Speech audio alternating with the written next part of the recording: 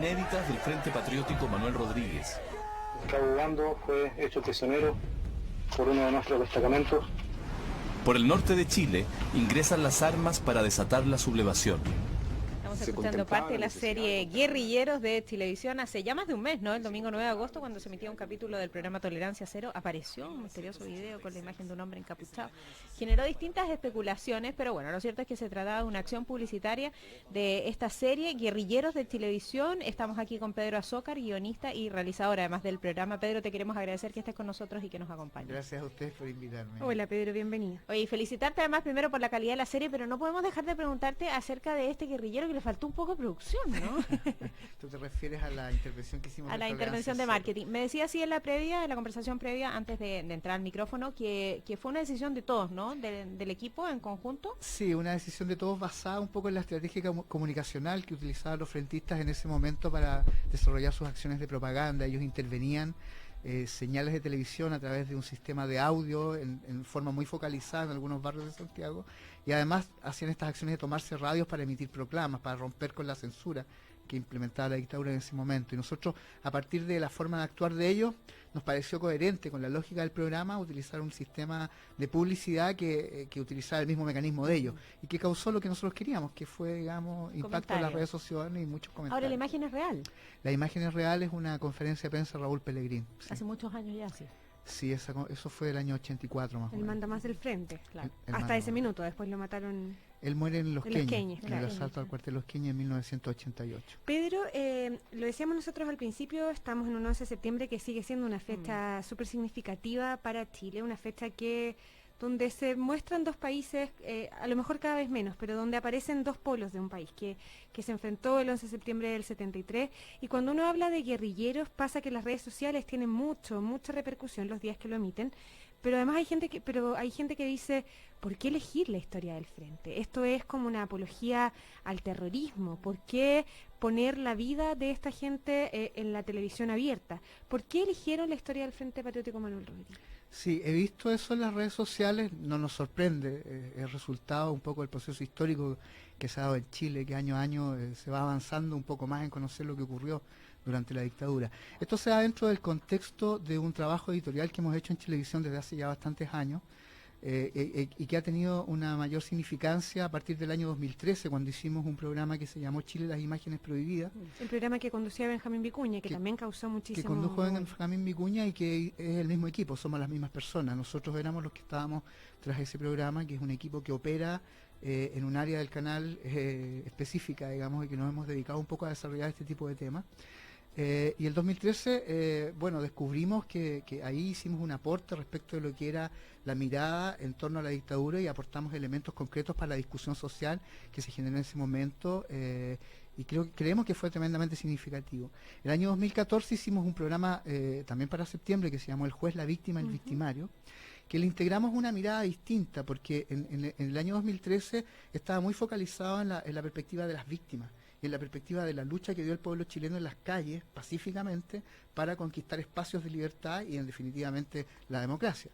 El año 2014 hicimos El juez, la víctima y el victimario, y le integramos dos miradas diferentes, que la víctima obviamente estaba en la historia de Ana González y su familia, 5 personas detenidas desaparecidas en su familia, la mirada del juez Juan Guzmán, que es cuál es la pelea que tuvo que dar la justicia, aquellos jueces que realmente se la jugaron por la justicia para lograr que se hiciera justicia, valga la redundancia, y también la mirada del victimario, que era en este caso Carlos Herrera Jiménez, que está recluido en Punta Peuco por el asesinato de Tucapel Jiménez, que él hace una mirada reflexiva respecto de lo que fue la acción y es uno de los pocos de los que están en Punta Peuco que pide perdón y que colabora con la justicia. Ya, pero ¿por qué el frente? Tenías a la víctima, al victimario, al juez. Nos faltaba una pieza para tener una mirada panorámica y completa de todo el proceso que se dio. ¿Cuál es esta que pieza? Es la mirada de los chilenos que no asumieron la condición de víctima, que no se dejaron victimizar, sino que dieron un paso más adelante y tomaron un arma para enfrentar a la dictadura. Que esa fue su manera de respuesta. Esa fue es su la manera pieza de que te respuesta, falta, ¿no? y eso se da dentro de una lógica y dentro de una política de un partido también. Esto está muy asociado al Partido Comunista.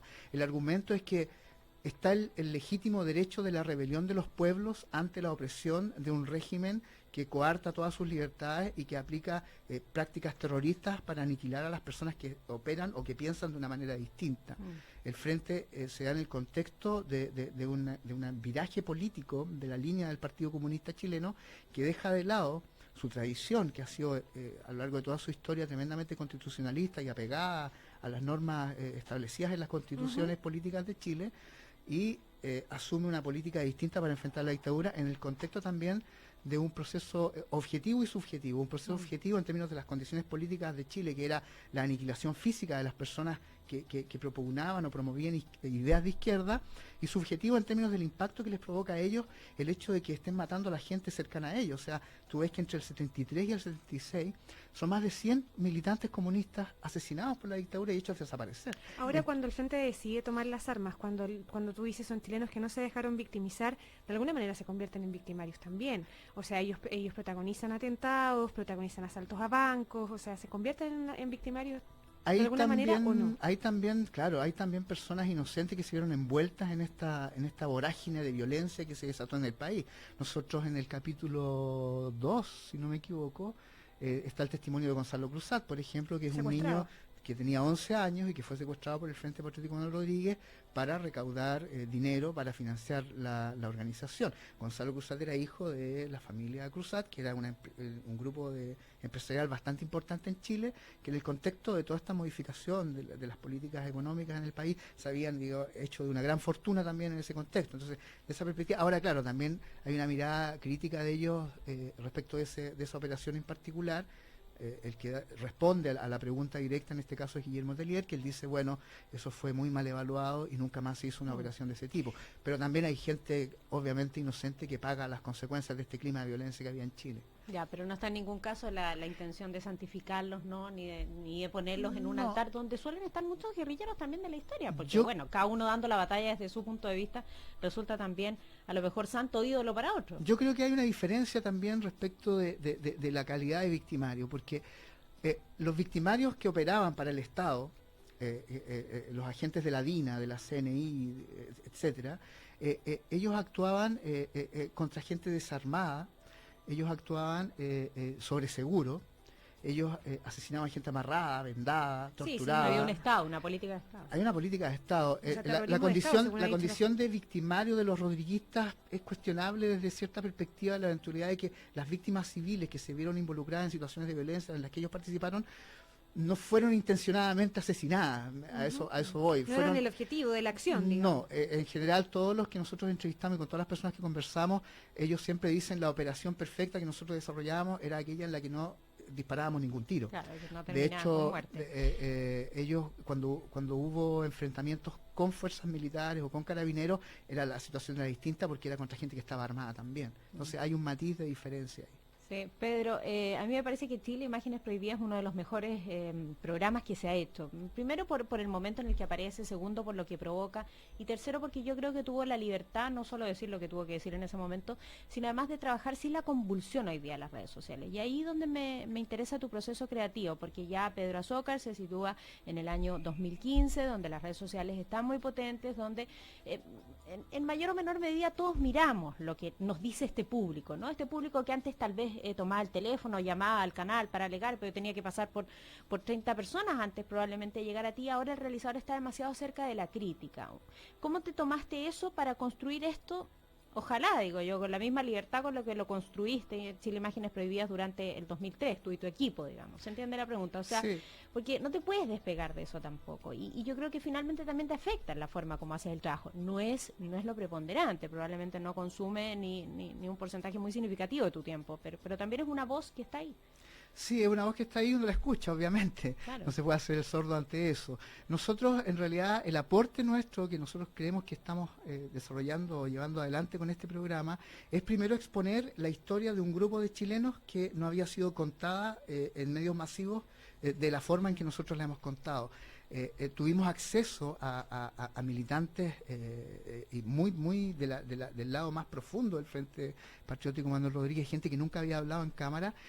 O habían hablado en cámara pero encapuchados. O sea, aquí se ven los rostros rostro de toda esta gente que nunca se vio. Digamos. Porque ellos están también en la lógica de asumir la responsabilidad del rol que ellos jugaron dentro del proceso histórico que se vivió en ese periodo. Y de pertenecer a la sociedad, no ser un outsider. Obviamente. Y bueno, ese aporte yo creo que es necesario para tener la visión de conjunto respecto a estos chilenos, porque hay mucho prejuicio en torno a esto, como que eran tipos preparados militarmente, que venían así como con unas tremendas...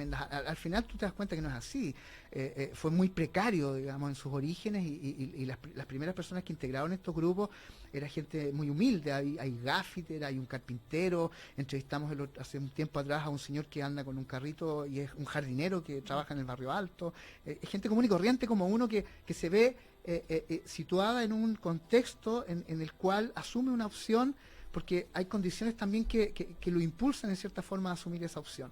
Eso por un lado. Ahora, nosotros comprendiendo eso, la idea era un poco romper con esos prejuicios y mostrar un poco la historia de ellos desde la mirada de ellos también. Esa es una opción que nosotros tomamos y la asumimos. Es editorial. Es editorial. Y en tercer lugar, el aporte va a la gente que está más desprejuiciada, a la gente que está prejuiciada en términos de que le entregamos elementos de juicio que les pueden permitir tener una mirada más completa y más acabada respecto a este fenómeno. Y en cuarto lugar, bueno, hay gente que en definitiva no va a cambiar de mirada. O sea, a mí no me sorprende ver críticas de algunas personas que tienen una mirada distinta del proceso histórico que se vive en Chile. Y entiendo que ayer un parlamentario de la UDI dijo en el Congreso que los verdaderos héroes estaban presos en Punta Peuco. Sí, claro. Y cuestionó que se llamara a los militantes del Frente como combatientes, por ejemplo. El diputado Urrutia fue Entonces, ayer. bueno, así es la democracia. O sea, nosotros tenemos el derecho como medio de comunicación de adoptar una línea determinada para abordar esta temática, que es tremendamente correcta y legítimo hacerlo. Y el diputado, este señor de la UDI, tiene el legítimo derecho también de expresar su opinión públicamente y decir que los héroes están en Punta Peuco. Mario Desbordes, el La secretario gente general... tiene que tomar la decisión y ver con quién se pone, digamos, o con quién está de acuerdo. El secretario ¿Qué le general de parece, RN, entonces? Mario Desbordes, aquí en Cooperativa, ha dicho que se está vistiendo de héroes a quienes no lo son. Y es parte un poco de lo que hablábamos desde el principio. Desde el punto de vista del trabajo periodístico de Guerrilleros, que también tiene una factura muy bonita, tiene mucho material. Lo cuentan ustedes mismos ahí, lo cuenta Néstor Cantillana, que es la voz en off de esta... Porque tiene este formato como de relato documental. Sí. Muchos de los que participaron en el frente no están en Chile, están fuera del país, Sí. están fuera del país prófugos de la justicia o están fuera del país porque se fueron exiliados. ¿Cómo fue ese trabajo? ¿Cuántas entrevistas hicieron periodísticamente hablando? ¿Cómo se construyó Guerrillero? Fue un arduo trabajo, es un arduo trabajo de un equipo, que yo quiero destacar eso. Esto es el resultado de un equipo. Yo doy la cara porque estoy un poco a la cabeza, pero en definitiva aquí hay un equipo. Está Paz Díaz, que es nuestra productora general. Con ella iniciamos este trabajo hace más de 2 años ya. Es un trabajo que, dadas las características de las personas a las que íbamos a acceder, tuvimos que trabajarlo, voy a usar un concepto que usan los mismos frentistas, de manera compartimentada. No había noción en el canal que nosotros estábamos desarrollando este proyecto precisamente por una manera de poder establecer vínculos de confianza con gente que incluso está prófuga de la justicia hoy día. Entonces fue un trabajo muy submarino, muy profundo. Se integró después un camarógrafo que es Gerson Garrido, que es el que participó en la realización de todas las entrevistas. Y es un trabajo que nos demoramos más de 2 años y medio. Lo primero fue tocar puertas indicadas para lograr que se nos abrieran otras puertas. Pero me imagino que un trabajo de documentación previo súper importante para elegir quiénes eran esas puertas adecuadas y quiénes eran los personajes que había que buscar. Porque está la historia de Pellegrini, está la historia de Cecilia Magni, está lo que pasó en Los Queñes, pero ¿cómo determinar las acciones más importantes, los personajes más importantes, quienes tenían que estar? Muy complejo, fue muy complejo porque es muy difícil reconstruir la historia de un grupo que operó en forma clandestina y de manera compartimentada. Ellos no tienen una visión de conjunto respecto de lo que ocurrió porque operaban en estructuras que no tenían vinculación orgánica de ningún tipo con otra estructura. Tú, cuando accedes al testimonio de una persona y accedes al testimonio de otra persona y de otra persona y de otra persona, vas elaborando esta visión de conjunto, pero es tan complejo que entre ellos mismos no se conocen los nombres, porque operaban con nombres, identidades falsas. Entonces de pronto tú hablas con uno que te dice Juanito González, que participó en la acción tanto, pero Juanito González no se llama Juanito González. Y en otra acción, Juanito González no se llamó Juanito González, se llamó Rodrigo, ¿me entiendes? Entonces, para lograr determinar quién diablo es Rodrigo, Juanito González, Pelarco, el Chino, el Gato, el como se llame, fue un trabajo arduo de investigación. Eso fue muy complejo. Pero lo más complejo yo creo que fue ganarse la confianza de ellos en términos de la desconfianza que ellos tienen de los medios de comunicación por el prejuicio que existe al tratar este tipo de temas en algunos medios. Y frente a eso, ¿cuál era la pregunta? Más allá de en qué canal se exhibe, cómo se va a exhibir, quiénes más participan en la serie, ¿cuál crees tú que era la gran pregunta existencial de ellos? ¿El querer aparecer con su versión completa? ¿Cuáles eran las preocupaciones de los protagonistas? Que no tergiversáramos la historia. No. Y ahí hicimos un tremendo trabajo que ha sido súper riguroso en términos de documentarnos muy bien en torno a lo que estamos mostrando.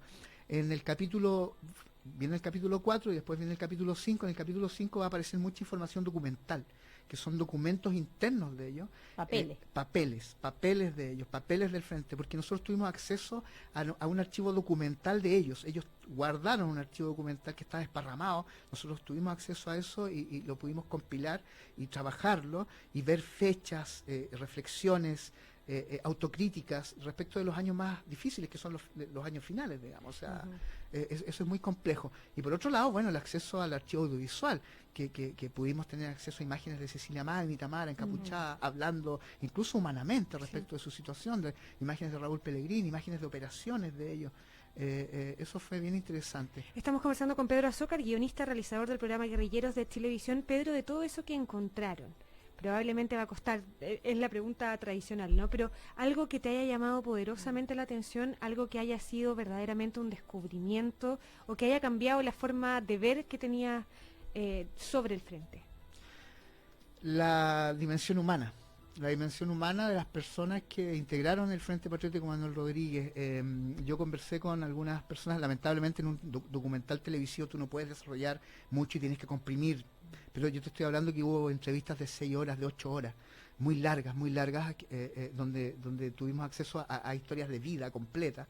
Hay un personaje que a mí me impactó mucho, que es Martín, no es un nombre real, pero es Martín, que es un señor que debe tener unos 70 años, y que su historia de vida es como un poco la historia de Chile de los últimos 60 años, ¿su relato? más o menos. Toda su historia, él nos cuenta su historia desde que tenía 8 años y andaba descalzo como inquilino de un campo en el sur de Chile, analfabeto, y todo el proceso que significó para él el gobierno de Frei, La reforma agraria, el gobierno de la Unidad Popular y el golpe, que es lo que marca. Hay un punto común en todos ellos. El golpe es un quiebre vivencial en todos ellos. O sea, si hay un lugar común en ellos es el golpe. Si hay otro lugar común es el hecho de que todos ellos, de una u otra manera, sus vidas fueron afectadas directa o indirectamente por lo que fue la represión durante la dictadura. Eso es impactante. O sea, en todos ellos hay un incidente, hay algo. Víctor Díaz Caro, por ejemplo, o sea, su padre, miembro del Comité Central del Partido Comunista, detenido, 7 meses torturado en el cuartel Simón Bolívar, que era un cuartel de exterminio de la DINA. A él lo sacan de Chile con 15 años al exilio para salvarle la vida también. Vuelve y termina participando en el atentado a Pinochet. O sea, eso impacta, digamos, estar frente a frente con estas personas que tomaron esa decisión y escuchar sus argumentos también. Es impactante, es fuerte. Claro, porque es como estar en la construcción de la araña de la historia y en la reconstitución de eso mismo. Con los protagonistas con los directos, protagonistas, que es como muy ¿no? interesante. Sí, con los protagonistas con los que yo creo que se arman lazos también. Sí, obviamente se arman lazos y yo te digo, por ejemplo, yo estuvimos muy cerca con Carlos Herrera Jiménez, que es del otro lado. Y también yo he tenido largas conversaciones con Carlos Herrera Jiménez en Punta Peuco y te juro que yo empaticé con él también. Es curioso eso. En algún momento de su historia ha dado los argumentos que te entrega. Los argumentos que te entrega y cómo él se va viendo involucrado y se va transformando en lo que se va transformando y la reflexión que él hace desde hoy día en torno a eso. Él está en Punta Peuco, yo lo visito habitualmente Y claro, te cambia también la mirada respecto de ello, sobre todo cuando hay una reflexión en torno a los errores que se De cometieron. dónde estuvieron y qué hicieron. Obviamente, Pedro, claro. una pregunta que me parece importante para un realizador de tu talla, por lo que estás comentando, por la pasión y la emoción además con la que te tomas tu trabajo, y me imagino que eso pasa con todo tu equipo. Televisión ha tenido grandes aciertos, como transmitir también, por ejemplo, Ecos del Desierto, ¿no? Que es una realización de Andrés Wood, pero ha dado espacio para esos momentos históricos. Ahora mismo también con el reportaje, a propósito del caso Quemados también, hay una cuestión editorial que es importante, ¿no? ¿Esa cuestión editorial está más bien asociada a la ex administración de Jaime Aguirre o tiene que ver también con lo que quieren hoy día para televisión en las nuevas personas que están a cargo del canal? Y te lo pregunto porque tú fuiste muy gráfico en la figura que estableciste, dijiste, trabajamos como compartimentados también nosotros, Sí. un poco aislados. Y porque Televisión, hay que decirlo, tiene una línea también que ha optado por la farándula de manera súper fuerte y súper potente en espacios muy contundentes de su programación. Entonces, ¿hasta qué punto estos espacios quedan relegados o atrincherados o son realmente también parte de las nuevas autoridades que hay al interior de Televisión y ves tú que hay más espacio para construir en ese o en otros canales? Mira, obviamente este proyecto lo comenzamos a trabajar hace 2 años y medio atrás, bajo la administración anterior, que nos dio la luz verde, sabiendo que era un tema complicado y sabiendo que era un tema de largo plazo, no es un tema que lo vamos a desarrollar, hay una inversión de tiempo, dinero, etcétera, y partimos con ello. Yo creo que estos temas editoriales son como políticas de Estado de los medios, en cierta forma. O sea, puede cambiar la administración del medio y el área de prensa estamos bajo el alero de Patricio Caldichuri, que es nuestro director de prensa, nuestro jefe directo. Y él tiene una tremenda trayectoria, digamos, en televisión, y él es el responsable de mantener esa política de Estado. Por lo tanto, estamos todos bajo el alero de Patricio Caldichuri, y mientras esté Patricio Caldichuri, digamos, estamos todos bien Estamos felices bien y aquí los contentos. 33. Ahora, si se va el pato, yo creo que también el canal tiene conciencia de que hay un tremendo valor periodístico en este tipo de trabajo. Yo también soy el editor de En La Mira, entonces En La Mira también desarrolla esta línea periodística, y qué bueno que hablaste del caso Quemado, porque creo que fue un tremendo aporte también que hizo el programa En La Mira, y para que no se pongan celosos la gente del equipo, ¿no? En La Mira, igual. Pero es que es cierto. Hay que valorar mucho ese esfuerzo que se hizo, que fue tremendamente significativo. Y te digo una política de Estado porque nosotros, hicimos un reportaje en La Mira, ¿quién mató a Víctor Jara, por ejemplo, hace el 2012 creo que fue, que significó también la reapertura del caso Víctor Jara. El 2010 entrevistamos a Mauricio Hernández Norambuena en Brasil, que significó la reapertura del caso Guzmán, por la cual hoy día se condenó a cadena perpetua a un ex miembro del Frente, a Enrique Villanueva Molina. Sí. Que O sea, se han mostrado cosas y han pasado cosas también. Claro. Pedro Azócar, guionista, realizador del programa Guerrilleros de Televisión, que le ha ido bien en el rating, ha sido todo un éxito también en las redes sociales cada vez que se emite. ¿Cuántos capítulos quedan? Quedan 2 capítulos. Dos capítulos todavía. O sea, el cuarto y el quinto. Sí, el cuarto y el quinto, que van a estar bien interesantes también. En el cuarto vamos a conocer antecedentes en detalle de lo que ocurrió en Los Queñes, de todo este tema de la delación probable que existió, que derivó en la muerte de Raúl Pellegrín. Rodrigo es la chapa que usa en el frente, que se me queda. Y de la comandante Tamara. Y Cecilia Magnici, Tamara. Ojo con lo de los comandantes, eso es... ¿No era comandante? Ellos no usaban, fíjate, ¿no? para referirse entre ellos mismos de comandante para allá, comandante para acá, no. En el Eso Les Operación- fue- ponía ese mote. En el Operación Siglo XX aparecen como... Sí, pero no, ellos lo niegan. Dicen, nosotros nunca usamos esos conceptos. Ellos hablaban Rodrigo, Tamara, Ok. por los nombres falsos, pero el comandantismo que dicen ellos es un invento, dicen ellos, de la prensa a posteriori. Pero- Y bueno, y el caso del bigote, que es como esa es una historia como de... Con ese cierran. Una intriga. No, en el capítulo 4. Y el capítulo 5, el caso Guzmán. Bien, El caso Guzmán. Sí, Ok. bien. Pedro Azócar, muchísimas gracias por venir a GPS en Cooperativa. Gracias a ustedes por invitarnos. Felicitaciones. Mucha suerte. Felicitaciones a ti y a tu equipo. Gracias. Nosotros nos vamos rapidísimo a una pausa.